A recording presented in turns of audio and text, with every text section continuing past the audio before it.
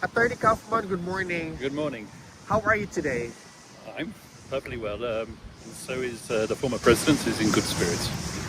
How's our former president, attorney?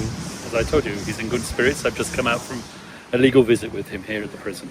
Attorney, my first question is that what's the effect of the report by Senator Marcos not being publicly available on the Senate website, given that it was referenced in your motion to challenge with respect to jurisdiction of the ICC? What is your comment on this?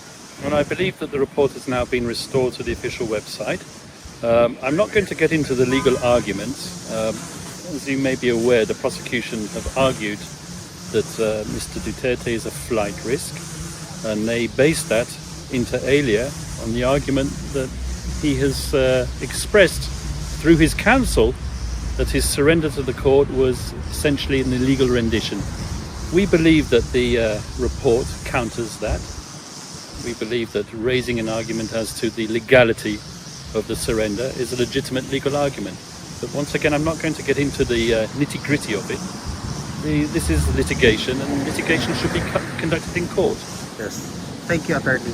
In light of the Department of Justice Secretary Remulla's recent admission that key evidence in the drug war cases was allegedly destroyed, and the subsequent decision to cede jurisdiction to the ICC, what is your comment on this? Well, that's Secretary of Justice Remulla's claims. Once again, I'm not going to get into the truth or falsity of that. What I do know is that my client, Mr. Duterte, had nothing to do with destroying any evidence. Destroying evidence is a criminal offence. It was not done, and it was not done at his request on behalf of him. Let me make that very clear. Sir, attorney, given that claim no available evidence exists and it is allegedly destroyed, to prosecute former President Duterte domestically, what evidence will the ICC rely on to pursue the case? That's Secretary of Justice Remulla's claim that evidence was destroyed. I don't believe it. He might believe it. But I'm telling you, it's not true, and it was not done. Now, regarding the evidence that's going to be brought by the ICC prosecution, I'm not at liberty to disclose that. It's all confidential, and it would be wrong for me to disclose that to the media. Attorney, do you think that is a legitimate concern or politically motivated? I don't understand the question. What do you believe that's politically motivated? That destroying evidence may obstruct justice or perhaps sort of cover up. Do you think that is a legitimate concern or politically motivated? Former president did not destroy any evidence. No one on his behalf destroyed evidence. I'm not going to get into the argument as who destroyed evidence, but destroying evidence is a criminal offence. My client did not commit criminal offences. He's here facing charges that he did commit criminal offences, that he was responsible for an illegal drugs war. That is not the case. Thank you, attorney. Attorney Cristina Conte warned that any country agreeing to adopt former President Duterte for interim release risk being seen as a safe haven for a despot, for a murderer. What is your comment on this? Well, I try to ignore the ramblings of Cristina Conte because it's really not quite good for my karma in the morning. But I don't know what position that lady has. She calls herself a legal assistant to counsel, that she's on the list of counsel at the International Criminal Court.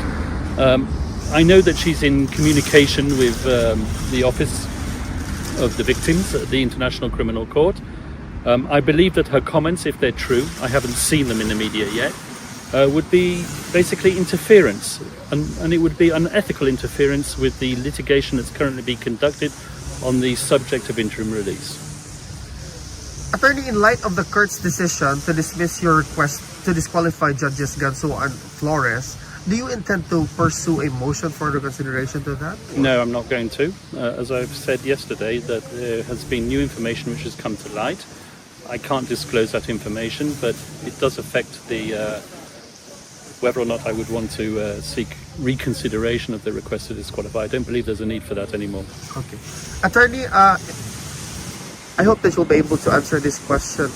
Can you walk us through some sort of a daily activities inside the detention facility of our former president, now that he's been here for 113 days?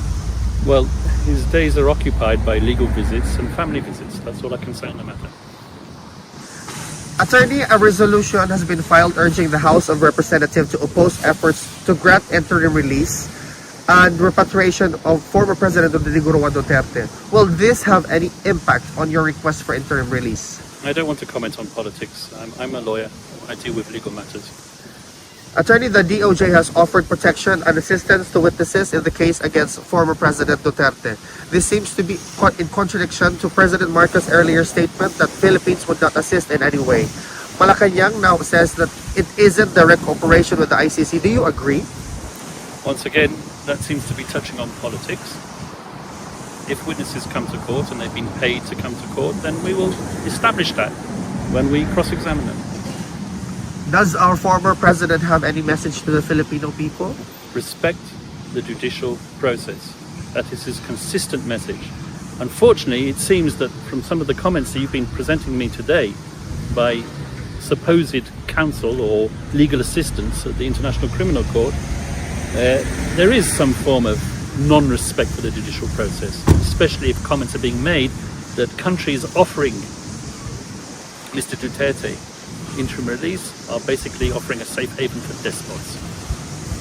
Attorney, just to wrap this up, do you have any message to the Filipino people aside with what we have established respecting the judicial process? Once again, respect the judicial process, respect the judges. We are confident and we're working towards bringing the former president home. Thank you, Attorney. God bless you. Thank you. Subscribe to SMNI News Channel and turn on the notification bell to keep you up to date. Also visit our official social media accounts and join our community on Viber and Telegram.